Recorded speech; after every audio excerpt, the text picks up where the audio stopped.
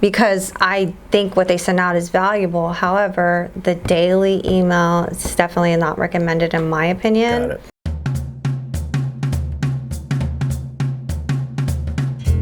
Welcome to another episode of Marketing Made Me podcast, the most powerful marketing podcast in the universe. I'm Angie. This is Ari. Hello. We're talking about email marketing today. So the last few episodes, we finally started, focusing on more marketing. I think our first few episodes, we were talking more on entrepreneurialism as a whole. And the overarching, yeah. So today, hopefully, we can talk about some things you can use in your marketing strategies, and focus on email marketing is very important. It's definitely something I recommend in any strategy that you are doing to promote your brand or your company or whatever product. We're going to refer to my good friends at Keller Williams.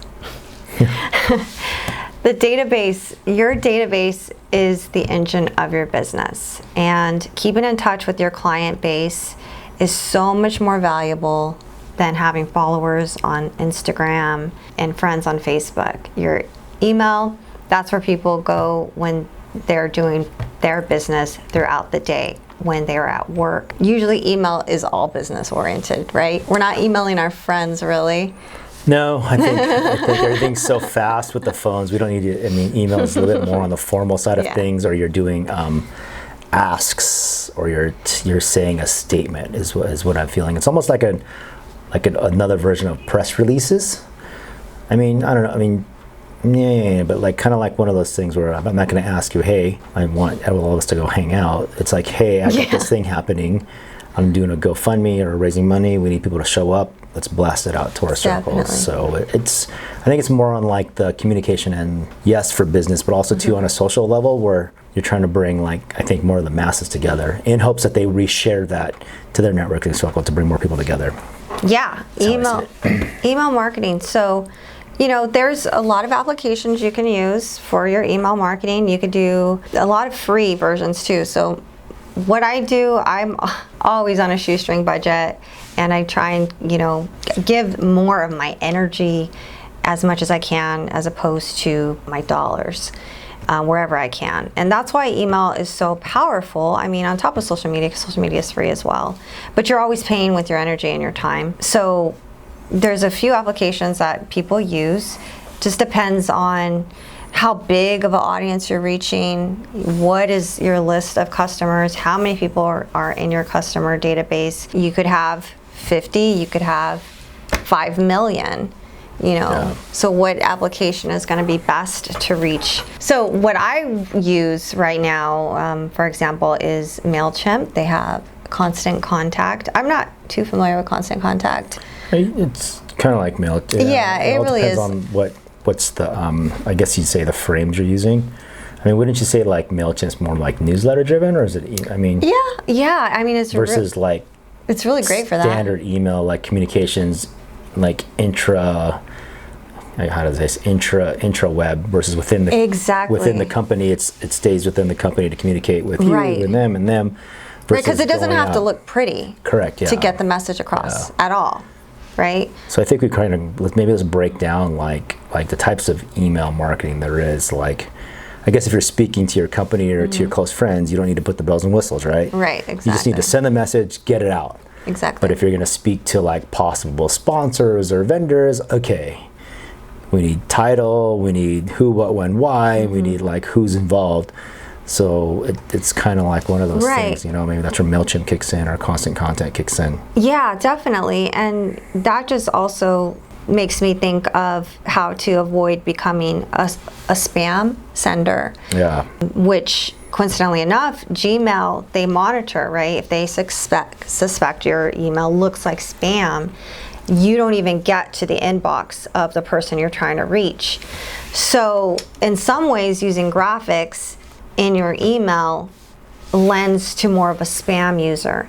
So sometimes keeping it more simple with just text flies over or under the radar of being some sort of mass email, because that's kind of what spam is like this mass emails sent to a large list of people.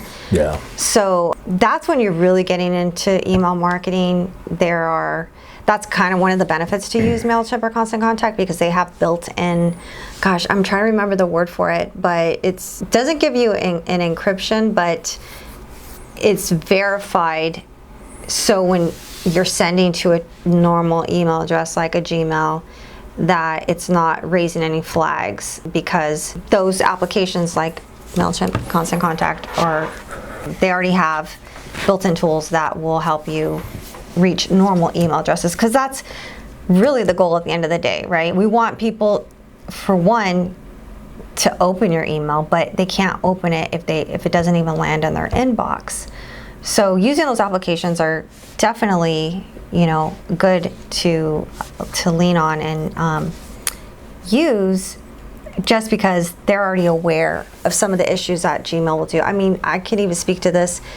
Recently we had a client and we plugged in the MailChimp application to his website, and then he's getting emails, and Gmail was flagging them as spam. They weren't spam. They were coming from his registered email, but Gmail didn't want to view it as a typical email. So we had to go in, and I can't give you the step-by-step on how to do it, but if you research it, it's not very hard to do, and you just put some sort of security code, but usually MailChimp, they're very aware of things like that. So that brings a good question is, how do you know, when you look at email and sending out email marketing, how do you know before it turns into spam, before it turns into be freaking irritating, and B's like, I don't want to get this shit anymore, but I want to make sure I get caught in the loop. So I think there's a fine line of getting and sending messages out, right? So I don't know if we especially when you're speaking to your customer database, and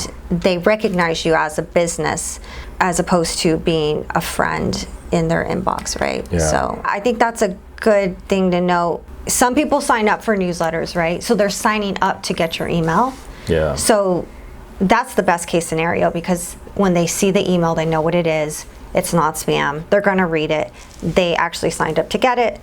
That's definitely the best case scenario. So how do you get there? If people sign up to a newsletter, they sign up to subscribe.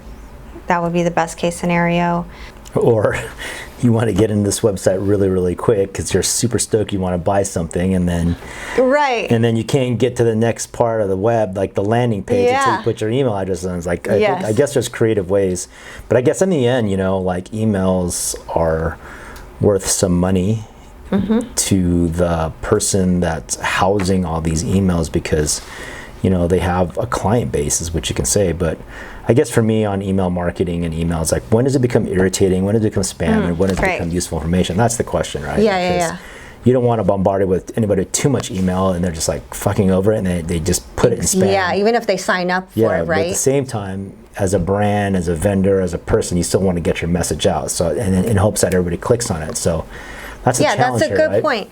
Because actually, there was an email I signed up for, a great software company, and they started. I couldn't believe it. They were sending me emails every day. It's a lot, too much. I couldn't believe it, and they were like a marketing company, and I'm like, how did they not know not to send?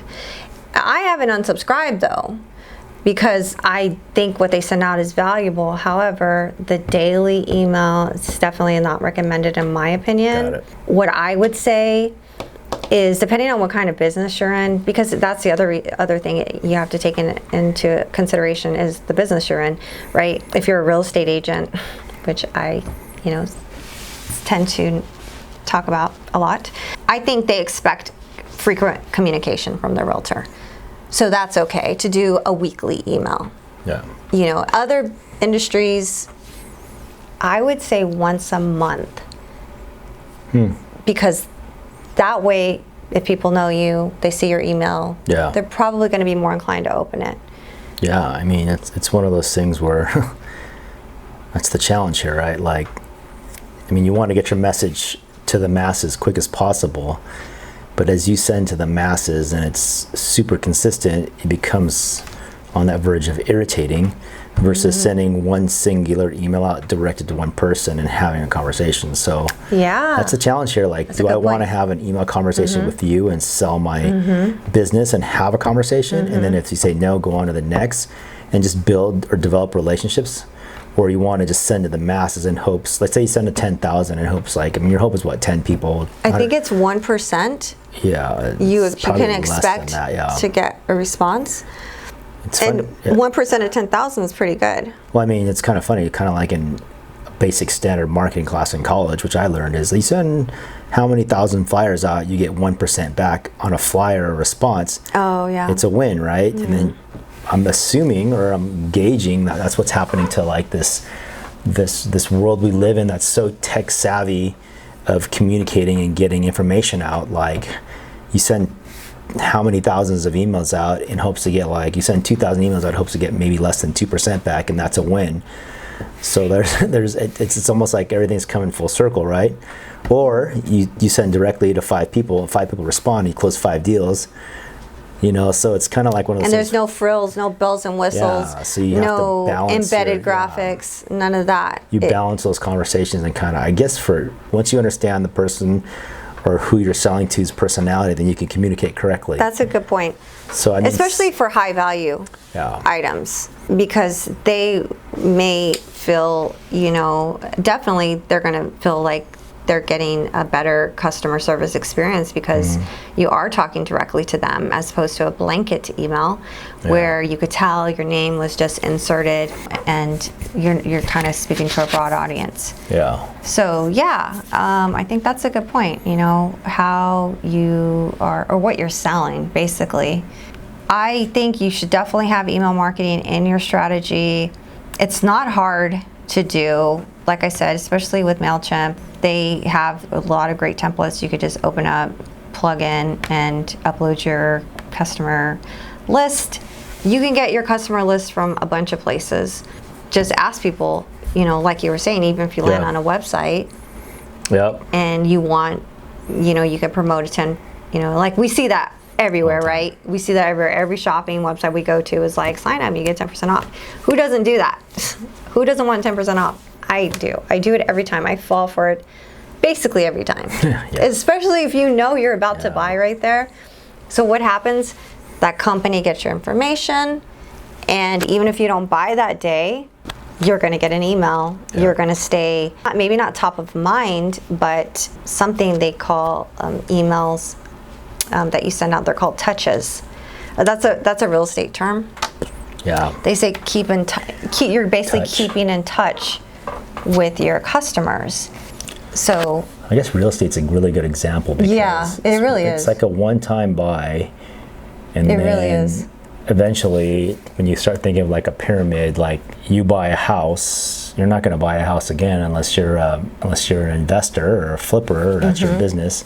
And they say they buy a house, or if you're just a normal buyer, it's like every 7 years. And then eventually you want to get to this, like I want to get to your circle to do that. So at one point in time, when does like real estate emails get irritating? And it's like, fuck, more emails, more shit in the mail. It's like, I mean, now we're in election season right now. It's like fucking crazy. There's so much shit in the mail right now. Like print, paper, digital print is just on fire right now because of how elections and votings are going right now. But like email, like you get bombarded with email, you get bombarded with snail mail, and then you get bombarded with text. Like, man, if you think of some type of marketing, you want to not leave your room and just launch a business from like not having to talk to anybody, man. You get email, text, and snail mail, man. I think it'll be good. You'll get your message out there at one point in time, right? Really. And now with viral video and self-content and designing content around yourself, it's like it makes it that much easier, right? So I mean, it's crazy. There's so much going on. I mean, for me, it's kind of curious. What's the next big thing, right? We talk about like what happened. Yeah, what would happen? What's the app we use? It's like that live radio. Clubhouse. Clubhouse, right. Like things like that. When does those become the most apparent things outside of email? Email's kind of old school. Email's kind of like print, right? Yeah, but it's proven. Yeah, no, I get it. It's a tried and true method. Yeah. I also kind of want to talk about something that we consider when we send out we send out a newsletter for the podcast. You could sign up for it. I don't even know. We'll just have Carly put on the bottom. We'll put the link. The link is in the description. The link will be in the description on that one. Yes. Yeah. We send out an email once a week, and it's either the teaser for the next show or it is reminding you that our show is live. So those are the two sort of touches we do. And some of the best days to send that out, actually we send the teaser clip usually on a Friday, which is really not the best day to send out an email, right? No. Because email, like we said in the beginning, well, if is you're doing more mass work. Email, yeah. Emails, people check their email for business. Friday afternoon, are you really checking your email? Probably not, because you're ready for the weekend. You're probably going to check it if you work on the weekends in the morning or Monday. So some of the statistics say best days to send your emails out are Tuesday, because again, Monday people are really focused on what they are doing. They are getting back to work. They have their own to-do list, and if your new sale that you're e-blasting out is, not part of their to-do list, then they're not going to open your email, and then they might forget about it if they don't open it right there and then. Not even if they don't unsubscribe, right? Because you sent it to them at kind of an off time. So you definitely want to consider what time you're sending them out, how many times a week. I mean, it's almost that time of year right now because we have Black Friday coming up. Well, it's not until... I'm just saying, like people are going to start emailing early. These coupons. Yeah. Like, and next thing you know, I'm thinking Black Friday is going to be on frickin' January 1st because everybody keeps pushing the envelope. I'm going to sell a day early. Right. Then it's going to keep getting earlier. They have all kinds of other like deals around Black Friday now. It's not one day anymore. Black Friday, Cyber Monday. Yeah, it's like it's going to be a whole week. Black Friday, Cyber Monday. Don't forget your stuff on Tuesday. Wednesday, things still left. Thursday. I don't know, man. It's crazy. Yeah. But. Well. Exactly. When you are sending email marketing, definitely a great way to capture your clients' information, because your database is the engine of your business. So should Instagram shut down tomorrow, you still have a way to get a hold of your customers. What if the whole internet shuts down? I don't think that's going to happen. Unless we're all everybody go buy stamps. Unless we're like all holograms. And that's going to be like 14 days late every time. Well, have you seen those booths they have now? And then like you're projecting the image, and you can do a conference and everybody could see you, and that's pretty cool. Yeah. I mean, it's the next level, just pop up in the office and you're like... I mean, that's the next level. Like Zoom has changed the ball game during the pandemic, right? And let's just say, we just came off a pandemic. Can you imagine like how much like tech was involved, right? One, talking to other people, getting messaging out, finding all these social sites where everybody's part of to kind of connect the dots with communities, right? So that's when Clubhouse blew up. Yeah. I was on Clubhouse a lot, just kind of listening to all these they weren't podcasts, they're just live radio feeds where you can interact at one point in time, which is pretty cool. It's almost like being at the conference without seeing who the speaker was. Yeah. Which is cool, but, so it's one of those things. So we could also have them sign up for texting. You can use an application for texting as well. There's always software for these things. I think one of the widely known ones is called Twilio. Twilio, yeah, that's a text app. But again, you have to capture their information. So if you don't have their phone number, you can't text them, obviously. Yeah. So that's where you have to provide some sort of engagement or some sort of value where they're willingly giving you their information, such as the 15% off coupon code, or blah, blah, hey, blah. sign up for a free car. Free car. Where's that at? Put your email in. And I am way stricter on giving my phone number out. Yeah. To sign up for text messaging. Yeah. And even on the websites where they're like 15% off, if it's a text, actually sometimes I usually actually don't do that. It's not even any different really, because you still hit stop on it. They want your number, they're gonna get it. Trust me. I don't put my number out there. Everybody has my number. Yeah. Well, I don't put my number in there. I don't care. I don't know why. I think text just kind of bugs me more. But I'll put my email address like nothing. But I think it's because I'll put like one of my alternate email addresses that I hardly check anyways. I always do that. What's the difference between putting that and connecting it, tagging it as spam? same thing, but you're just filling the Because server I up. want their content, but I don't want it in my main. Oh, I see what you're saying.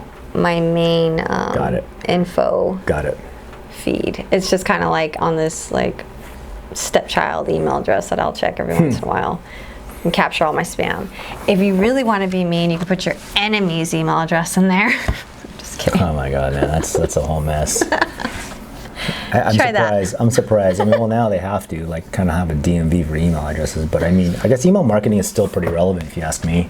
Oh yeah, You know, when I think you so. start thinking about like messaging, because I still sometimes will click on it, but that subject line has to be good, and now you're starting to see characters and graphics in the subject line. It's Right. Yeah, they use emojis now in the unless subject you're lines. waiting for something to come in. So you have to be super creative. I think with email, not to get so monotonous and so irritating, I think you're going to have to be creative and like wordsmithing correctly your message Definitely. very, very early on. So when it comes down the line, you'll open it, right? Because eventually that's what the vendor, the client or the consumer wants, is to read something they want, or the vendor to give the consumer that they have something that the consumer wants. I don't know. It's a lot. When we break down email marketing, it's a beast within itself, and the strategies behind it, and then the content creation behind it, and then like the marketing calendar against it, because we can do all that, but at the same time, you just don't want to you want to send messaging out, you want people to buy into it, but at the same time, you don't want to be on the irritating side of things to where they just start spam, Right. and then you'll never get seen again, right? Yeah. So- You definitely don't want to get hit with the spam Yeah, well, I mean, flag. depending on what you're doing, I think it's going to determine how much and what types of email come through, right? Yeah. and And it's- I like that Gmail added those like extra folders now. Like they have Yeah. like the promotions folder now. Oh yeah, I saw that. So yeah. you can kind of click over there. Yeah. I check all my little folders. I'm kind of a nerd. So I'm always like, what's up here in this folder? I don't think everybody does that. Yeah. But I like to. I'm a sucker though. Like I'm an easy person to sell. Yeah. Like if you're like, hey, do you want to buy something? I'm like, sure. Like I would just like feel bad for the person and be like, okay, he asked me, sure, I'll buy it. Yeah, I'm opposite. I'm like, okay, you have 5 minutes. I do these all the time with these kids come knocking on my door to sell me sponsorship. Hey, can you buy a newspaper? I said, okay, I'll buy a newspaper, but you have 3.5 minutes to sell me on why I should buy this newspaper. Mind you not, I have a phone, I have an iPad, and I watch the news. So tell me why I should buy this paper. I do that shit all the time, and they're just like the ones that just sit there and just Really? Yeah. They don't have a pitch? They don't have a pitch. Who's training these people? I don't know, man. And one kid came by and he just sold the crap out of me. He's like, you need this paper because it's physical. Everything's going electronic. If we have this meltdown in the country, your paper is the only thing that's going to be there. You can light a fire with it. You can use it as a fan, and then you can get the news on it daily in your local area. And being that you're from the area, it's all localized information. And I will for personally deliver it to you. And I'm like, okay, bro, with you a got white me. glove. Here's my check, man. I didn't even need the paper. The fact that he sold me on it, I was like, yo, like, Heck that yeah. was cool, man. Like, he just gave me like, That's good. And you helped Yeah. him because Yeah. now he's going to be a better salesperson. yeah. So, but I'm the first guy. Like, okay, sell me on it. Well, it has great information. You can keep. Nope. It has update on news. I got a phone, but this kid was just like, you can use this to clean your windows. I'm like, oh man, he was just hitting it hard. I'm like, yo, gave my money. So Yeah. So at the very least, if you're not selling something, I would recommend putting some sort of company update to keep Yeah. in touch with your Yeah. customers. monthly or every Monthly. not every week. I think monthly yeah, is this a is always good. good. It's a pleasant, surprise, maybe, hopefully. Or a reference to like whatever your service entails, right? Like, I don't know. But if you have an event going on, you need to send more frequently leading up to the up to event. that, correct, yeah. And then the other thing is you send a following email after the event, Yeah. even if they didn't go to your event, Yeah. because it gives them FOMO. Yeah. They missed out. Yeah. But they will stay in your inbox because they don't want to miss the next one, hopefully. Yeah. Yep. So Cool. those are just some, tips for email marketing, and look up those applications. They're very easy to use. Yeah. Takes a little bit of energy, but it's well worth it. Put that as part of your marketing strategy, and I think you guys will see some results. If you're not doing that already, definitely start an email marketing and see what happens. And if you don't have any emails, then you're gonna have to offer them. You can't email anybody. You're gonna have to offer them like 10%. Start with your friends. You're gonna have to offer like 10% to or whatever. Yeah. A free shout out. I mean, you could even send a video email. Yeah. I mean, that's the evolution, right? Like, people are so tired of the copy and the characters. Now people are sending videos. Yeah. But now it's like, now you have to go through full-on editing. It has to be shipped over. When you click on it, it's go big. It's a mess. So, yeah, there's I don't know. Email marketing is great. Yeah. It's amazing. It has to be done right. It has to be strategic. You can't be too much. You can't be too little. Figure it out for a consumer. If you want to do the video email, there's a software called BombBomb, and you could do pre-recorded videos. And again, it could be also based on the action of your customer. And you have a pre-recorded video. For example, they just bought the product. What do they get? They get put on this news email drip where first video is pre-recorded, something that you could send out again and again and again. And it's like, thank you for buying our product. We really appreciate your business. And people see a face. They feel like it's a personal note. And, that can also do wonders. Yeah. So there are some tips that we have. Cool. Maybe you'll get a bomb from us. And right? Yeah. Nice. And sign up to our newsletter below. So we can email you. And today's episode is sponsored by SoCalSource.com. We are a local online business directory. Get your business on there for free, promote your events, and you can network with some of the other businesses in the area. I think this is a pretty good episode. Nice. Share your story. All right. Bye, guys. Bye.